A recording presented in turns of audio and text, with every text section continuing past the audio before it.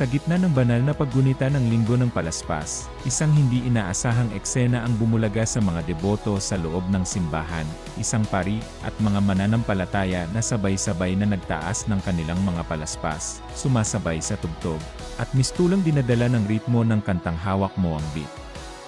Sa halip na tahimik at taimtim na pag-awit ng hosana, ang maririnig ay masiglang beat na karaniwang sumasakop sa social media.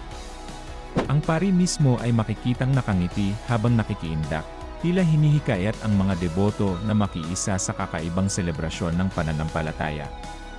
Ang mga tao naman, mula sa matatanda hanggang kabataan, ay walang pag-aalinlangang nakisabay, kumakaway ang mga palaspas. Sumasabay ang mga paa, at napuno ng kakaibang enerhiya ang loob ng simbahan.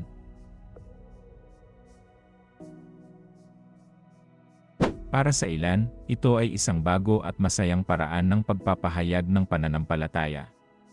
Isang patunay umano na ang simbahan ay marunong ding sumabay sa panahon, kayang abutin ang kabataan, at gawing mas buhay ang pagsamba. Ang eksenang ito raw ay nagbibigay ng good vibes, nagpapagaan ng pakiramdam, at nagpapakita na ang pananampalataya ay hindi lang nakakahon sa tradisyonal na paraan.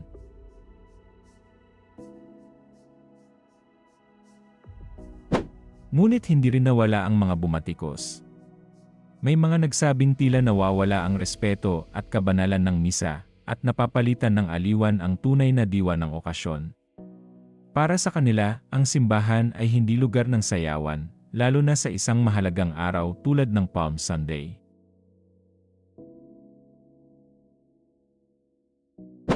Lalong uminit ang usapan nang malaman na ang kantang ginamit ay ang viral na Hawak Mo Ang Beat, isang awitin na sumikat sa buong bansa dahil sa nakakahawang ritmo nito.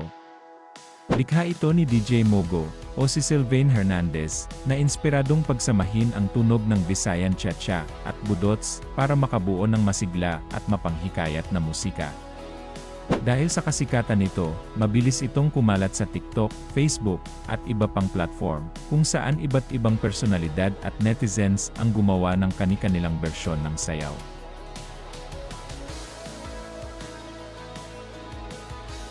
Ngunit hindi lang sayaw ang dala ng kanta, kasama rin ang kontrobersya. May mga lumabas na haka-haka na maaaring gawa umano ito ng artificial intelligence, lalo na't kakaiba ang tunog at misteryoso ang boses ng kumanta. May ilang eksperto at artista ang nagpahayag ng pangamba na baka maapektuhan ang mga tunay na musikero kung lalaganap ang ganitong uri ng produksyon. Gayunpaman, mariing itinanggi ni DJ Mogo ang mga alegasyong ito, at iginiit na ang kanta ay bunga ng kanyang sariling likha at pagsisikap.